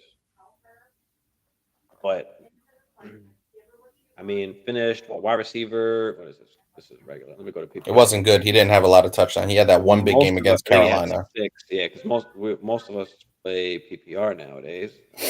We finished wide receiver 17. I mean, 1,124 yards, 6 touchdowns. But now is the time we start to see that decline. Well, he's not going to be top 10 anymore. Can he still finish as a wide receiver 2? I think absolutely he could finish as a wide receiver 2 in Dallas. And I still think CD could still finish as a wide receiver 1. Like that passing offense, I mean, they've been a top 5 offense for years. I mean, they pass the ball a ton. They're just constantly scoring on offense. I think they've averaged 30 points per game for how long? I mean, they've been really good. So I think that helps Mike Evans. For me at least, that will keep him in that wide receiver 2 range. Well, if he does go to Dallas and I need that one little piece to push me over, maybe I spend a late first on Mike Evans. I don't think you could get a late first from him unless he moves to the Cowboys. I don't think if he stays where he is that you'll get the late first. But yeah, what do you think? Yeah, I agree for the most part. I just think it's, a late first feels like it's pushing it. Well, I'm saying that if you're, if you just need that one extra wide receiver or flex, that's going to take you over the top. You got to make that one move to take you over the top. Do you want to spend it? No, but yeah. What if he goes to the boys? I'd probably wait until midseason to do it, to get him for cheaper, off of a team that's probably not making the playoffs. But go ahead. Yeah, I mean, listen, I think Mike Evans is a professional wide receiver. I think that's the best way to put it. And listen, he played very well on an offense that had Chris Godwin putting up all-pro type numbers. So obviously, I think, him being there with a CD Lamb potentially, I don't think there's very little adjustment, or there should be very little adjustment in terms of playing opposite another number 1 type receiver, from that standpoint. But the value, I think, is if you're talking about buying him for a late first, yeah, I think I'd do that. I mean, it might worry me a little bit, but like you said, if you are, one of those teams that's looking to push over the top and say you are a wide receiver 2 away, potentially, then yeah, I mean, listen, I think the touchdowns hopefully will come back if he goes from 6 to say 8 or 9, right? You're talking about a little bit more stable production, but even still, I think those 6 touchdowns, that's a little skewed, bro, because he had 3 in one game against Carolina. So think about it. So that's really 3 touchdowns over the course of 16 games. The 17th game was he had 3 touchdowns in one game. So that's really 3 touchdowns over the course of fucking 16 games because he had 3 in one. So that really skews it a little bit. It looks nice at the end, 6 touchdowns. You're like, okay, that's modest. But for him, that's very underwhelming. And then when you take a deeper dive. So I think if he goes, from 6 touchdowns to 9, I think you'll get more stable production out of him in terms of, I could count on him for 10 to 15 a game. And if he if he has one of those 2 touchdown games, now you're rolling. Yeah, I mean, what's always put him in that, top 10 has been, double-digit touchdowns pretty much almost every year. Can we expect that the Cowboys? I think it's possible, but I think we got to be realistic with his age and his style of play, and just the Cowboys' style of play in general. I mean, are we really going to prefer Mike Evans in the red zone over CD? I don't know. Yeah, I mean, I don't know. I got the report. I do think also too, like we said, the factor in, what's their backfield going to look like? Is he coming back? It looks like he will, but that's another factor. Dalton Schultz, he's a big red zone target. So, he's probably not coming back because he costs too much. I don't think but they'll that's what I'm waste a saying. tag on him. But that's what I'm saying. So all those things could factor in where, if their backfield looks a little bit different because Tony Pollard's hurt, maybe they don't bring Zeke back, maybe they draft a running back. Maybe if Dalton Schultz is gone, that's going to open up some red zone targets. And listen, is it out of the realm of possibility that Mike Evans has between 8 and 10 touchdowns just because of the amount of volume that's going to be available? I don't think that's out of the realm of possibility. I mean, let's put it this way: in full PPR, he was about 20 fantasy points away from top 12, give or take. And then again, that skewed game, of course. But I do think he'll be a lot more consistent in terms of consistent production if he does play with Dallas. I really like that a lot, honestly. I still got him in that wide receiver 2 category. He's got wide receiver 1 upside if he goes to Dallas. I still think he catches 10 touchdowns. So we just got to be careful where we're drafting him, especially if he does go to the Cowboys. Don't overdraft him as a wide receiver 1. Just you got to make sure we do it right. Hurts supported Devonta and AJ Brown. Can Dak support CD and Evans? Yeah, I think he absolutely can. It's just, again, the thing with Evans is just those touchdowns. Is he going to be able to still get those double-digit touchdowns that keeps him in that top, that top 12, Agree. I think realistically we can expect him to finish in the top 24 if he goes to Dallas. I think without a doubt, and he's got 100% agreed. He's got the upside, but I like to always be realistic and play the lower part of it. And if he does better than that, because I don't want to pay the price of him finishing top 12. That's what I don't want to do. I don't want to overpay, for something like that. So, I agree. The other part is that Evans is an older guy. He's not as young as Devonta, even though he might break as much, but it's just a little bit different. And he could break down a little bit. We've seen even last season where he got nicked up a little bit, and he a lot of these older wide receivers, when they get nicked up, see Keenan Allen, see DeAndre Hopkins, especially these physical guys that have a lot of tread, a lot of miles on the tires, where they're starting to get banged up now, and instead of even being able to play through it, they're missing 2 games, 3 games a month maybe. So that's another factor in as well. And Mike Evans has played a ton of football over the last decade. Yeah, so I mean, if he stays with the Bucs, I think he's fucked value-wise, unless they get a QB there. But even still, guys, we're at that time where the decline is happening. Mike Evans is a kind of older, wide receiver, and he's a little bit one of those bigger, longer guys where his time might be coming a little sooner than some of those smaller route running, faster guys. You know what I mean? Because he's got to go up and get it. His style of play matters. The style of play is a little bit different from some of these other guys. So, yeah, I mean, it's coming. All right. So if he stays on the Bucs, and you've got Mike Evans on your dynasty team, what are you trying to move him for? What would you accept? I'm trying to package him maybe with a pick and hope that somebody will. I'm trying to use him as more for the name than what the production's going to be, right? Because you could talk up Mike Evans, right? You could look at the back of the baseball card, as we like to say, and go, yeah, Mike Evans is a productive receiver. And you can say, all right, I'll give you Mike Evans and a back-end first-round pick for Garrett Wilson. Or like you said, maybe try and get a Drake or Michael Pittman. Right? Michael Pittman could be a good target. Might be a better, because if you're giving up the Jerry Jeudy. Jerry Jeudy. Okay? Somebody like that. Christian Watson. I'd trade Mike Evans for Christian Watson. Of course we would, but the thing is, will the person with Christian Watson take? But that's what I'm saying. But that's what I'm saying. But those are some of the targets that I'm saying is that that I would be looking at guys like that, like a Michael Pittman, like a Jerry Jeudy, like a Christian Watson. You're not getting really any of those top guys because of how old Mike Evans is and how much, and if he stays on Tampa, forget about it. Then his value is even lower. If he goes to Dallas, now you might be cooking. Now you might really have some value where you could package Mike Evans on Dallas with a first-round pick, and people are going to get all giddy about it, and somebody will give you something crazy because they're going to think, all right, he's going to be Mike Evans from 5 years ago. Yep. So that's how you have to approach it. even if when that does happen, it's going to be a big buy CD Lamb season. Like, the perceived value. Oh shit, fucking Mike Evans has gone there.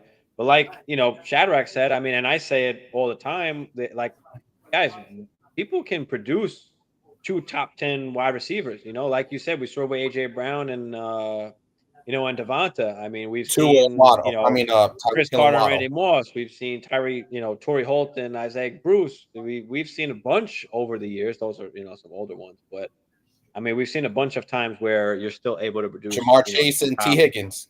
two top wide receivers. Jamar Chase, T. Higgins, right? Absolutely. So, I mean, JJ and Thielen.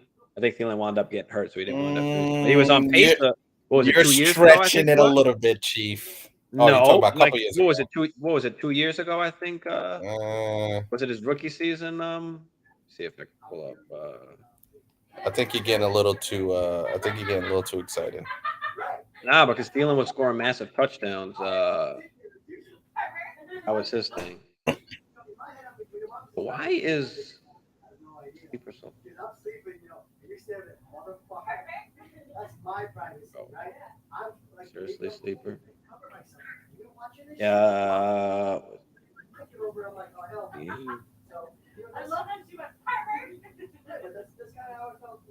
Yeah, 2020. Justin Jefferson finished wide receiver 6, and Adam Thielen finished wide receiver fucking 7.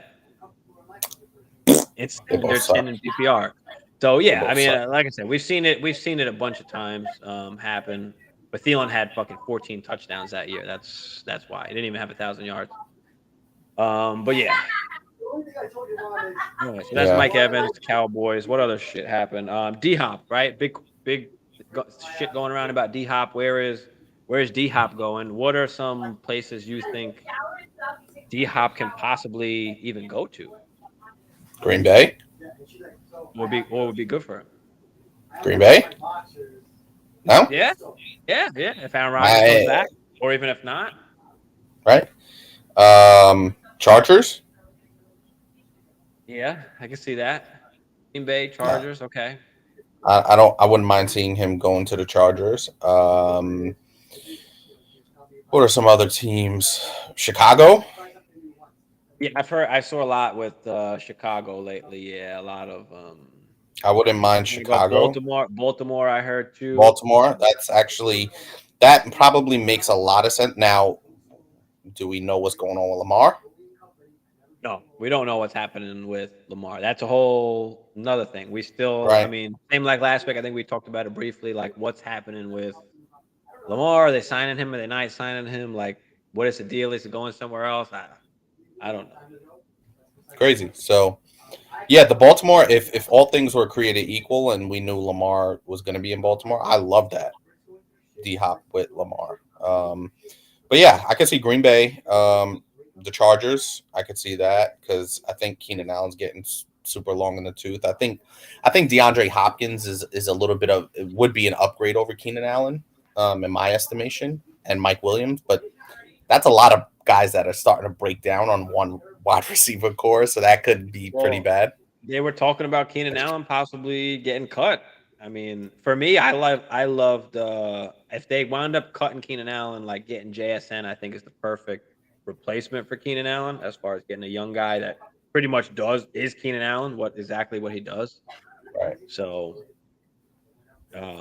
Chiefs is a good, Chiefs Bills. Those are spots that haven't been talked about really, but are obviously, of course, good spots. The Bills we've been talking about all the time where they need another guy. I'm a big Gabe Davis hater. Gabe Davis is not it.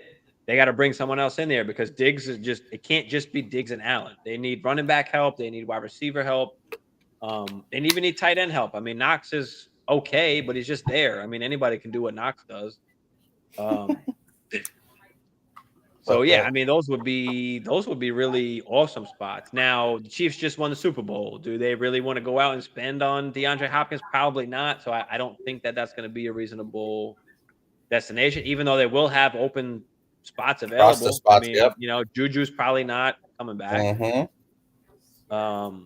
Mecole Hardman is probably not coming back. Right. MVS they can get out of if they want to, but realistically, I mean, it's MVS, Sky Moore, and me and Oni, really. I mean, as the Mhm. guys that are coming back, so they do got to get somebody. Do they go out and spend on DeAndre Hopkins? I don't know. It'd be interesting. It would be interesting. Bills, I like because they definitely need somebody over there. Yeah, the Bills makes some good sense. I would agree. Those are Like some really the good. Those would be some good landing spots. yeah. Yeah, but what is DeAndre Hopkins worth? I mean, right now, really, in Dynasty, an older I don't know, man. as an Honestly, older guy. I had DeAndre Hopkins in our initial dynasty season 2 years ago, two seasons He's ago. 30, so I guess he's going to be 31 going into the season. But he's starting to break down as well a little bit where, and listen, I understand that Arizona thing kind of fell apart really quick. Because when he first got to Arizona, he was killing it, dude. He was the DeAndre Hopkins we saw when he was leaving Houston. He was still that same dude. But what is he wear? A back end one, a front end two, maybe at the best. So, Yeah, I mean, right now, yeah, you're lucky if you could get a back end one. Really in the so twos right now, unless he goes to like I said, unless he goes to one of those legit spots, like we said, like the Bills or the Chiefs or something like that. right, Maybe at that point, somebody's willing to get a little frisky and give away, a mid first or a next year first. You take because they a chance want to on make a that. run. Yeah, Take a chance on that instead. So I think you just hold him and wait to see where he goes at this point. yeah, I would agree because Like I said, unless it's you could get a good haul, but I don't know. yeah, it's going to be interesting to see where he goes. To be honest with you, and I think he'll get traded around the draft.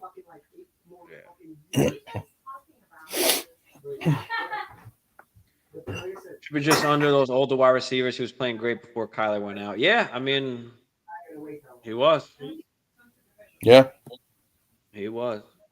He was. But he's got to, again, got to stay healthy. And we keep seeing it with the hammies. I mean, he's about to and then go into his 31-year-old season. We saw after 31, Julio Jones disintegrated.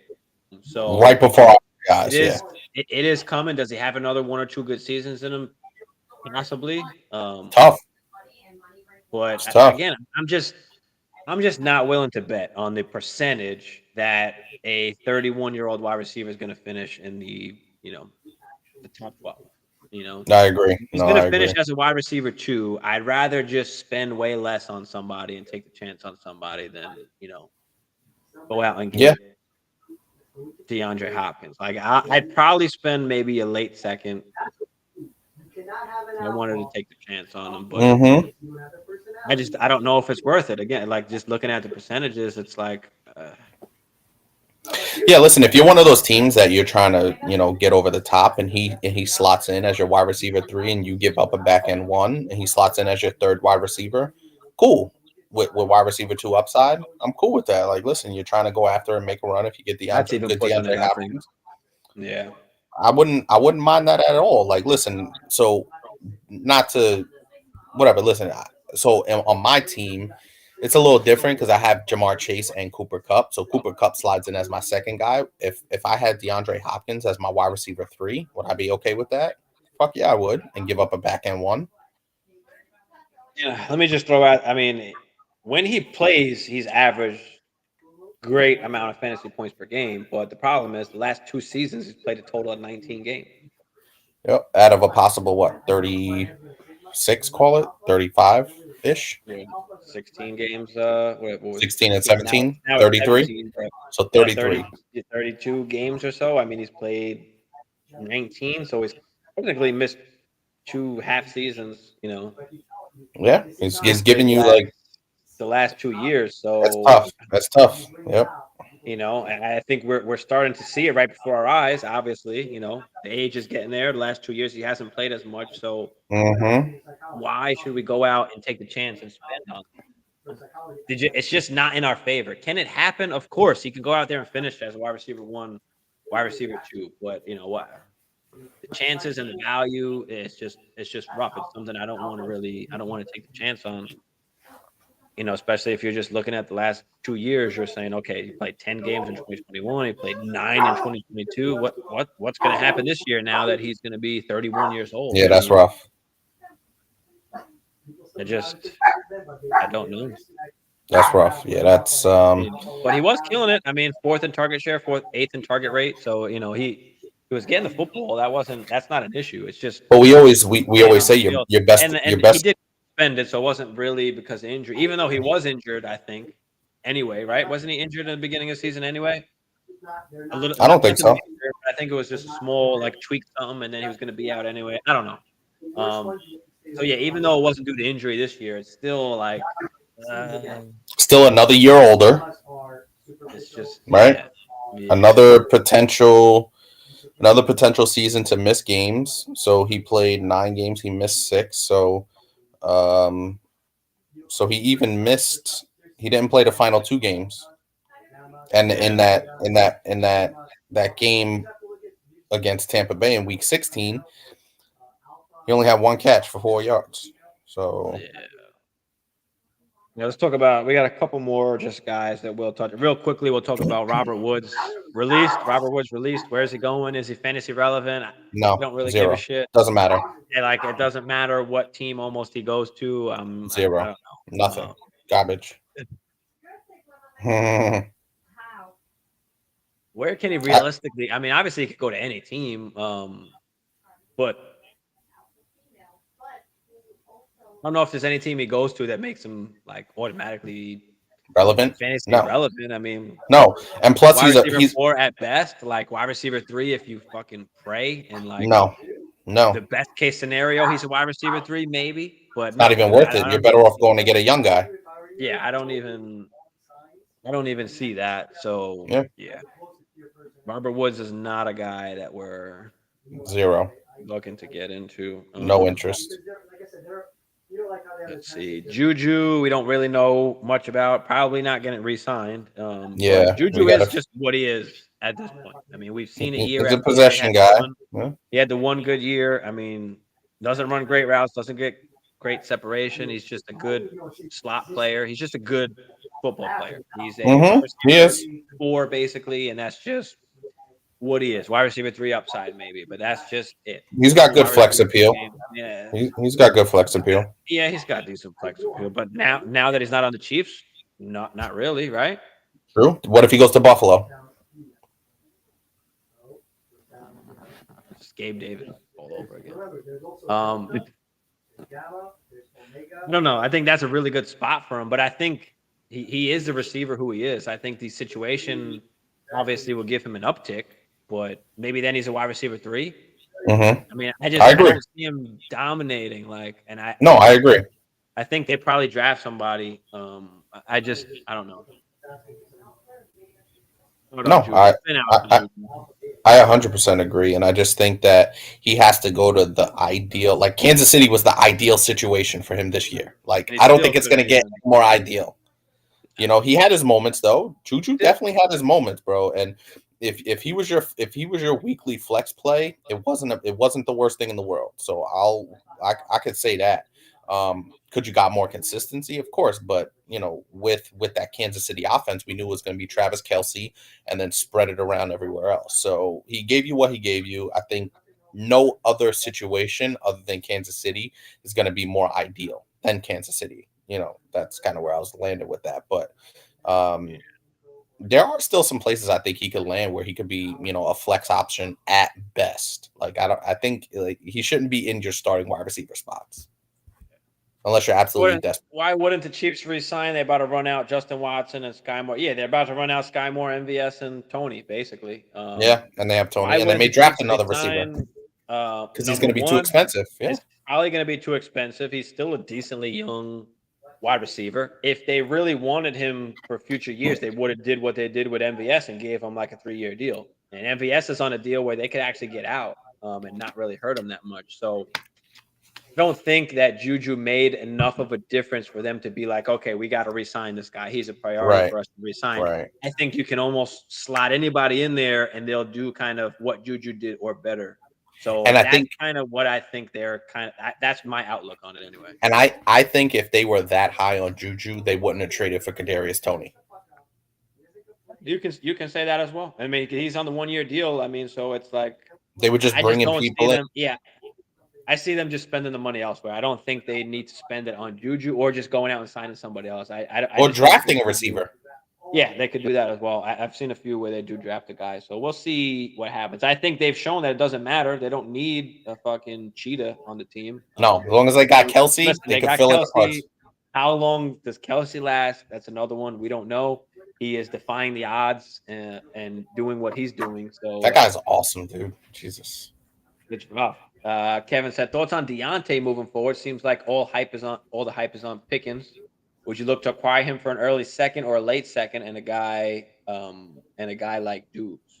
Yeah, I'd spend a late second on Deontay. I mean, I like Deontay. Obviously, he's a great route runner, one of the best at separating, and one of the highest targeted wide receivers in the NFL over the past few years.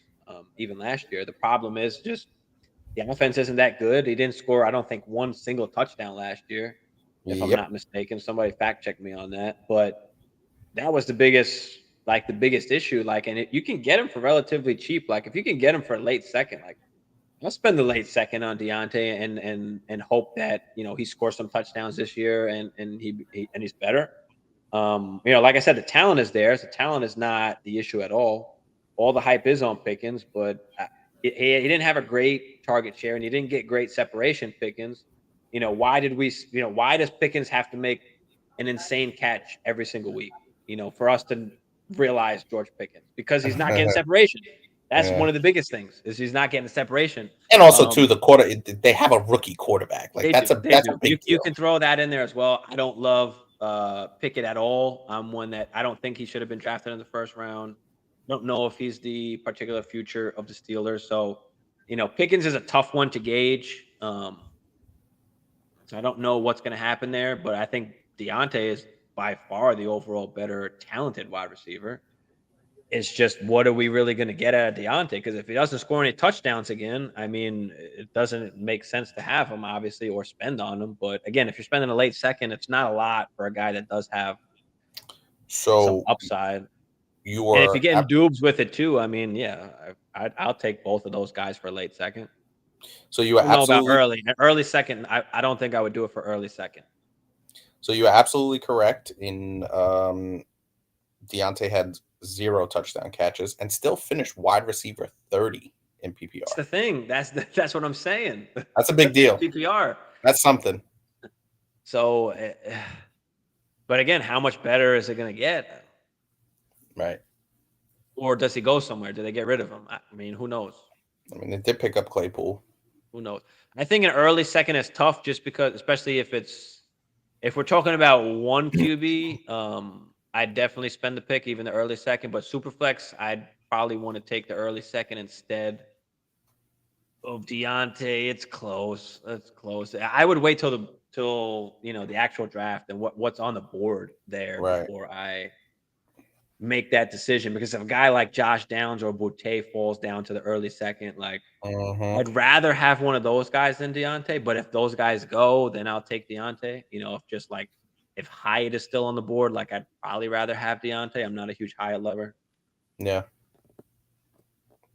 Yeah, Shatterack said 6 most targets, didn't crack 1,000. Yeah, that's exactly what we're saying here, where, I don't really want to spend on him, but if I can get him for a late second, then I'll spend the late second on him. I mean, that's not bad at all, but I'm not spending, like I said, I'm not spending more than that. You're absolutely correct, bro. Absolutely. All right, so that was Pickens. Who else we got quick? Let's see, Joe Mixon. I mean, we've been talking about getting rid of Joe Mixon. Possibly they cut him and draft somebody. We've seen a few drafts that we've been doing drafts every Wednesday, mock drafts with some landing spots. And the last one we just did had them drafting Zach Evans to take the backfield on the Bengals. So Mixon could be gone. I mean, that's it. He's washed, I think, at this point. If he doesn't go back to the Bengals, I mean, what has he got? Maybe one more year left? I don't know if anybody's buying Mixon. He's definitely not a buy. We're definitely off of Mixon. I'm definitely selling. Yeah. And it's unfortunate. What are you going to get? It's unfortunate. It's unfortunate, too, because I thought he had an opportunity to really cash in this particular season because of all of the targets that they had, in Cincinnati. You really thought he would be the beneficiary of some light boxes, with all those wide receivers they had and stuff like that. But it's unfortunate. But yeah, I think Joe Mixon, his time has kind of come and gone with that particular, and his efficiency was never great to begin with. No, yeah, that's what I was gonna say. His efficiency was garbage, and he scored a lot of touchdowns. Is really what vaulted him into the spots that he was in, and just the pure volume that he was getting because they didn't have anybody else. He was the only guy. They started mixing in P. Ryan a little bit, and P. Ryan's contract is done too. So I don't think if they don't if they get rid of Mixon, I think they have literally like an empty backfield almost. So I don't know what they're gonna do. They could draft somebody, they could not, but I think Mixon's time is done. So get out now if you even can. I mean, add a pick on top of it, add whatever you can. Yeah. To try and get out of Mixon. Because you're not getting a first. I don't think you're getting any kind of first, late first even at all. You might not even be able to get an early second or a mid second because of the running backs that are falling. That are no doubt. I was getting ready to bring that up in the draft, where you might be fucked if you got Mixon right now. I was getting ready to say that, bro. It's the running back position. He's getting only, what is he, 27 now, 28, somewhere in that range. Mixon, it's not looking good. Yeah, I think he's 26. He's going to be 27 going into the season, I believe. But even still. Oh, Mixon. 26. So he'll be 27. Let me get his. But the efficiency never blew you away, like ever. No, it never did. It was just, he'll be 27 going into the season. He's 26. It was sheer volume, like you said. Yeah. Yeah, absolutely. This man, Damian Lillard, what did we miss? Is he playing right now? I'm guessing he probably did something. Oh, he went crazy, and what did he do, Jackson? Let us know. But I think we hit on pretty much everybody. I mean, Jalen Ramsey. Oh my God, Damian Lillard had 70. Did he? Jesus. I picked him under 36.5 on my parlay today.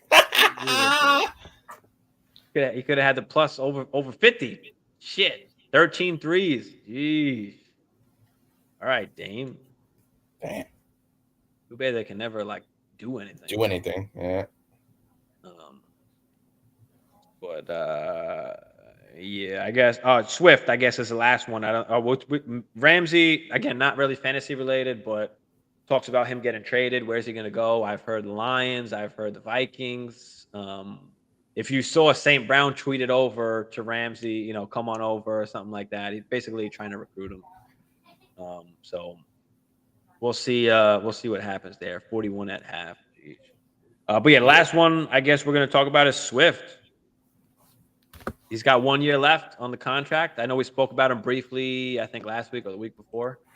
But yeah, only a year left on the contract. Are they bringing back Jamal Williams? Are they not? I think they do bring back Jamal because I think he'll be relatively cheap. I think he said he wants to be on Detroit, and I think he'll take a cheap contract. But I don't know. I know you like Swift as like that RB2. I know you spoke about that 12 to 15 touches. That's kind of that sweet spot for him, which I can totally agree. I mean, anytime they try to give him the workload, which we wish he breaks down. He can't do it. He breaks down. He gets injured. Can't do it. And now he's got a season left on his contract. Now, what is going to happen? Does he have a great year? Does he not have a great year? Does he return? Does he not return? Do they draft somebody in the draft to take his spot for the future? It's tough. I think that, as we were talking about before in a previous episode, I just think that they found a decent formula to utilize him, and I think it's going to work. Now, what I think they will obviously see what kind of season he has health-wise, and I think bringing back Jamal Williams would be the smart thing to do, especially because I think this year the Lions are saying, fuck it, we're going to try and make the playoffs. So I really think they're going to try. I think they're full steam ahead, and we talked about this before, the volume and the kind of formula with having, and Jamal Williams is no slouch at running back. Like, he's not an efficient guy, but he could still carry the ball and take some of that load off. So if Jamal Williams is getting 8 to 10, opportunities a game, you're mixing in DeAndre Swift with 12 to 15. So you're looking at 25 total opportunities for your running backs, and that's exactly where you want to be. 25 to 30 opportunities between those two guys. So I don't mind that at all. I think the formula is absolutely right there, and we saw it down the stretch where DeAndre Swift wasn't getting crazy volume, and we were kind of waiting for that volume to kind of ramp itself up again, and we just didn't see it, but he was still being productive. Now, he's not going to be that explosive guy in terms of, getting 25 carries for whatever on top of the targets in the passing game. So just temper your expectations a little bit. I think that's the biggest thing with DeAndre Swift is don't overdraft him, don't overpay for him, and if you do have him, just temper your expectations a little bit in terms of not expecting that RB1 full steam ahead kind of guy. Yeah. Baller, what's good? Baller up. So yeah, what up to Baller over there? But yeah, I mean, his value is still like crazy high because of obviously the potential. I'm not currently buying him in Dynasty. I'm not. He's going to be a sell if I can get a late first, I guess. I don't know if I want to spend the late first or just keep him and take the chance on him doing well and the value increasing. I'd probably just get out at this point. It's not even worth just playing the game.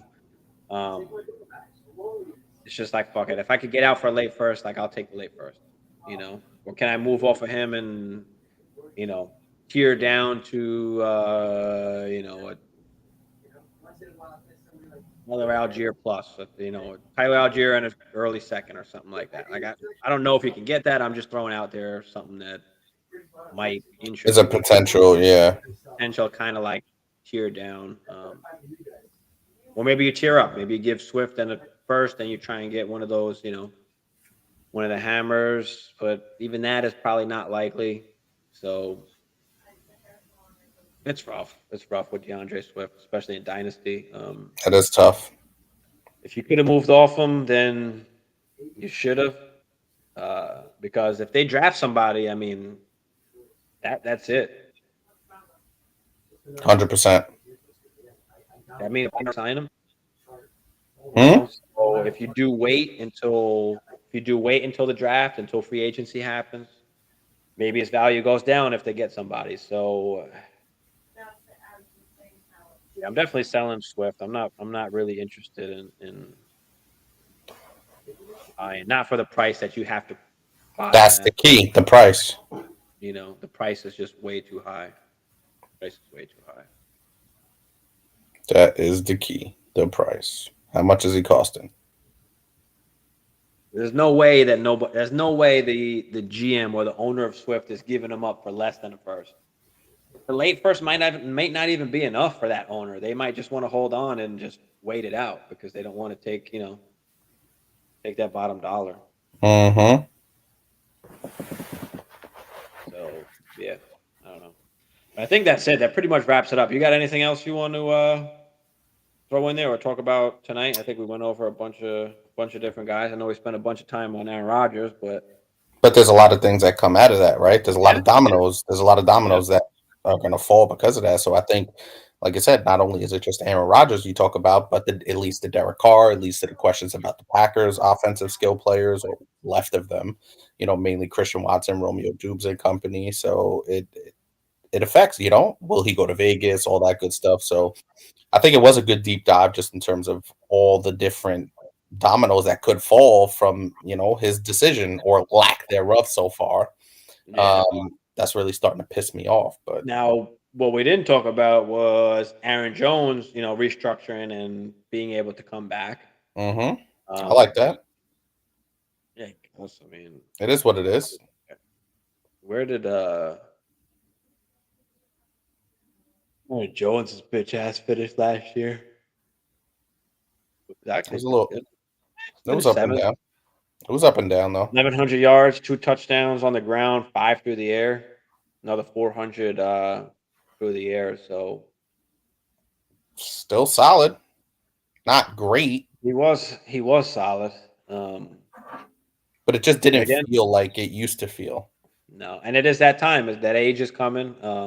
If Aaron Rodgers is not there, what happens? Do they stack the box a little bit more? They run AJ Dillon more, use Aaron Jones more as the pass catching guy. I mean, I don't know. Yeah, I mean, listen, he still has those explosive games. He's a RB1. I mean, I think this year he kind of maybe slots down a little bit into that low end RB1. So you're looking anywhere between 10 and 12. Yes. But All right, so you're buying Aaron Jones this year. Aaron Rodgers comes back. Let's say Aaron Rodgers comes back. What do we feel about Aaron Jones? no, I feel like he's fine. If you have him, I would hold on to him going into the season, and I would try and sell if he has a big game. I wait for those. I wait for those one of those vintage Aaron Jones games where he catches 2 touchdowns and he runs for another one. He's over 100 yards. Hey, he had a big game. He's back. Say it's the second game of the season. You go and you trade him for a first round pick. Yeah, I mean, I think the age and this. I think the age is not good first. I think the age and the situation.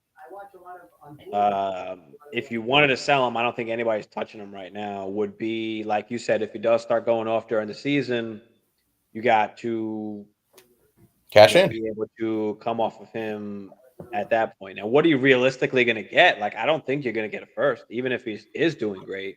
I mean, there might be somebody out there that's willing to throw you the first. Right. If somebody, if some crazy GM who thinks they're one running back away or one, potentially Aaron Jones piece away, and they know they're going to have a strong team, why wouldn't they part with a back end one to go over the top? Yeah, I mean, a lot of the times trading has to do with waiting until the specific right time to trade. Yep, for sure. As well, because we know, of course, with the age and everything, people don't want Aaron Jones right now. But if he starts going off during the season, people might spend for that 1-year rental to go and win the ship. A lot of times it's those teams that are losing or not making the playoffs that have some of these older guys like the Aaron Jones or older wide receivers, whatever the case, doesn't matter. But if they have these older guys, they're more inclined to come off of these guys in the middle of the season when they know that they're not going to make the playoffs. And if they wait till the end of the season, they're not going to get anything for these players. So they take advantage and they wound up selling the players. And sometimes you can get them for relatively cheaper than you normally would. Sometimes you might have to pay up, or some people might pay up if they're in that situation where, like you said, they are in contention. They need that one extra little piece. They want their reinsurance going down the stretch and going into the playoffs. I mean, even if Aaron Jones was going to be like their backup, like it doesn't matter. Like even if they just wanted that extra piece just in case. There's people out there that will spend, to win the championship. I mean, that is the goal, right? To win the championship. So if you've got that's always my goal. If you got that back end one and you've got somebody that's willing to, spend that, make it happen. Absolutely, absolutely, I'll take it. But otherwise, we'd be But I think that wraps it up for tonight's show. Anything else y'all got? My bad. Throw them out there. But yeah, I mean, yeah. If y'all didn't.